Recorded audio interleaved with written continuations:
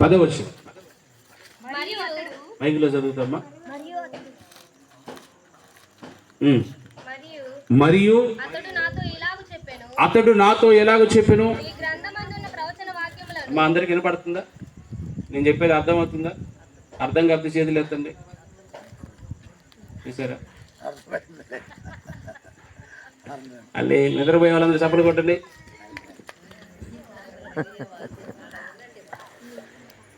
అందుకనే పాము చెవులు ఉండాలంట. పాము చెవులు ఉన్నాయి. ఇచ్చి అంటున్నారు మరి. స్తోత్రం. హల్లెలూయా. జ్ఞానం కలిగి ఉండాలంటే ఎక్కువ వినాలంట. ఎక్కువ వినాలంట, తక్కువ మాట్లాడాలి. శ్రద్ధగా వినాలంట. ఎదురుపోయే వాళ్ళు చప్పలు కొట్టాలి గట్టిగా. అది హల్లెలూయా. అమ్మా వినండి. ఇప్పుడు చదువు ఒకసారి. మరియు యోహాను భక్తుడు పరదేశుగా వెళ్ళి పరలోక రాజ్యంలో చూస్తున్నప్పుడు దేవదూత ఇతనితో చెప్తున్నాడు, మరియు అతడు నాతో ఇలాగా చెప్పుచున్నాడు, ఈ గ్రంథమందున్న ప్రవచన వాక్యములు ముద్ర వేయవలవద్దు. ఏంటిదంటమ్మా? ఇంకోసారి పెద్ద చెప్పండి అక్క. అందరు చెప్పండి అక్క. అన్నలో మీరు కూడా చెప్పండి. అది టైం దగ్గర పడిందని అర్థం. అర్థమైందా? ఏం పడిందని?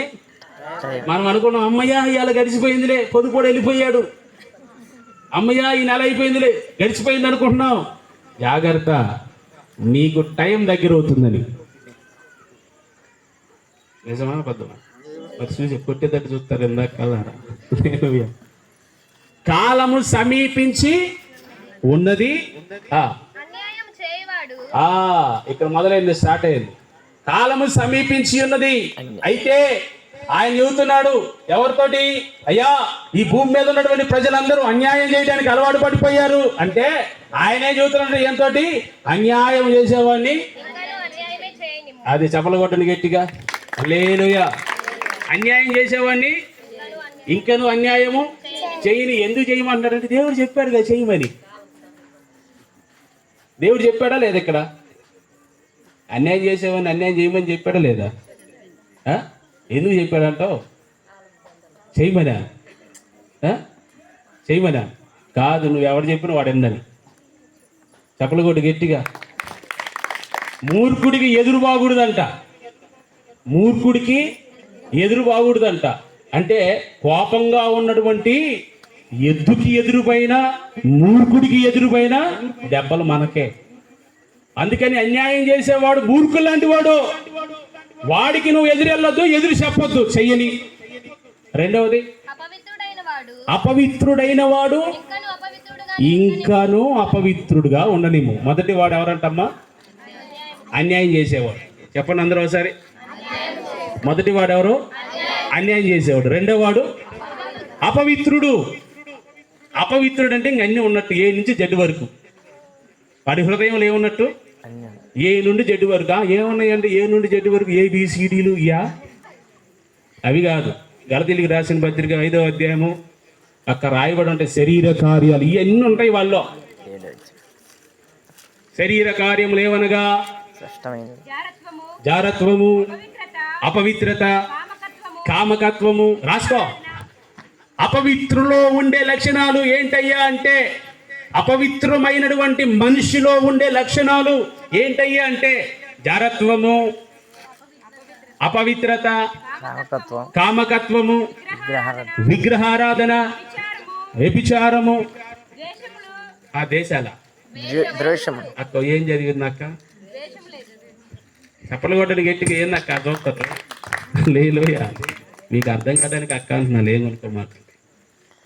ద్వేషములు, కలహాలు, మత్సరములు, క్రోధములు. ఏంటి అక్క? ఉన్నాయా? లేవా? మా ఇంట్లో బొమ్మ ఒకటి ఉంటుంది. అది గాలి వచ్చినప్పుడల్లా ఇటు తిరుగుతుంటది, ఇటు కూడా తిరుగుతుంటది. అట్టంది మీరు చెప్తుంది. ఏమన్నాయి అంటే ఇప్పుడు? కక్ష్యలు, భేదాలు, విమతములు. ఏంటి అంట? అందరు చెప్పండి. లేవా? మనలే, మా ఊళ్ళో ఉన్నాయి, మీ ఊళ్ళో లేవు. చెప్పలు కూడా గట్టిగా హల్లెలూయా, హల్లెలూయా. అసూయలు, మత్సరములు, అల్లరితో కూడిన ఆటలు పాటలు, సరిగమలో ప్రతి ఇంటిలో ఉన్నాయి. లేవు అన్నోళ్ళు చేతులు ఎత్తండి. ఓ అమ్మల్లారా, ఓ అక్కల్లారా, ఈ వార్త వినరండి, యేసయ్యను నమ్ముకోండి. అంటే అర్థం ఏంటి? ఈ వార్త వింటున్నావా? లేవా? ఎన్ని ఇంట్లో ఇంకెవరికి మారు మనసు కావాలి? మనకే. చప్పలు కొట్టు గట్టిగా హల్లెలూయా. ఎవరికి? మనకే. ఎందుకు ఆయన నెత్తి నోరు కొట్టుకుంటున్నాడయ్యా అంటే, యెషయా గ్రంథము 1వ అధ్యాయము 2వ వచనం అంటాడు, నేను పిల్లలను యెహోవా మాట్లాడుచున్నాడు. మనుషులు వింటలేదంట. చప్పలు కొట్టు గట్టిగా. అక్క అది ఎందుకు కొట్టేస్తున్నానంటే హెచ్చులకి కాదు, నిద్రపోయిద్దని. తెలుసా? నిద్ర నీకు రాకుండా ఉండడానికి చప్పలు కొడుతున్నా.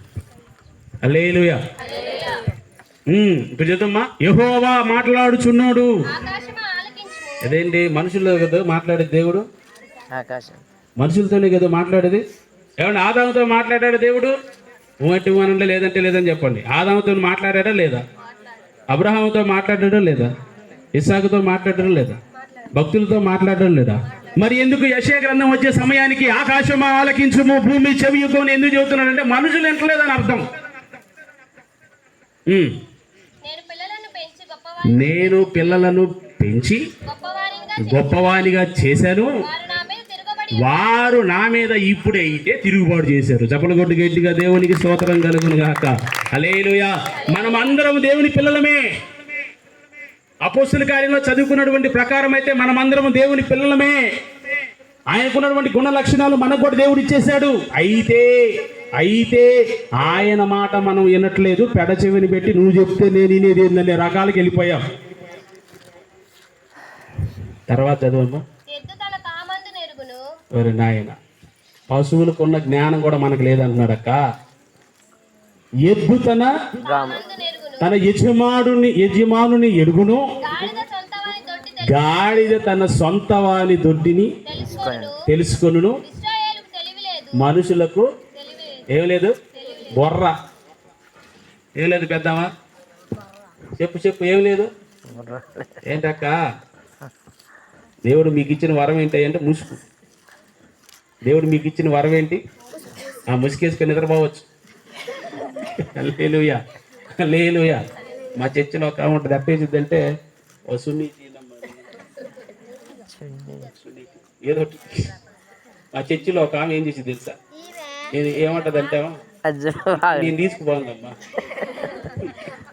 ఇది కాదు పెద్దది, ఇది మొహం కనపడుతుంది కదక్క, ఎత్తేసింది అంటే అర్థమేంటి? అర్థమేంటి? అర్థమేంటి? నేను వాక్యం ఏంటన్నా నువ్వు చెప్పుకో. ఏమొస్తుంది ఇప్పుడు? గొరపోతుందంటే వాక్యం వింటున్నట్ట లేకపోతే నిద్రపోతున్నట్ట? అందుకని ముసుగు ముఖం కనపడుతుంది, ఈ వెంట్రుకలు కనపడకుండా ఉంటే చాలు. ఏమా? దేవునికి స్తోత్రం కలుగును గాక. హల్లెలూయా, హల్లెలూయా. ఇప్పుడు చెబుతున్నాడు ఇక్కడ ప్రకటన గ్రంథం 22వ అధ్యాయంలో చెప్తున్నాడు, ఇదిగో చాలా జాగ్రత్తగా ఉండండి.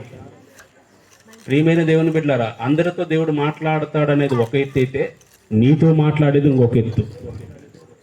చదువుతామా ఇప్పుడు? నీతిమంతుని ఇంకను నీతిమంతుడిగా ఉండనిమ్ము, పరిశుద్ధుని ఇంకా పరిశుద్ధునిగా ఉండనిమ్ము. ఇదిగో చెప్పండి అందరూ ఒకసారి.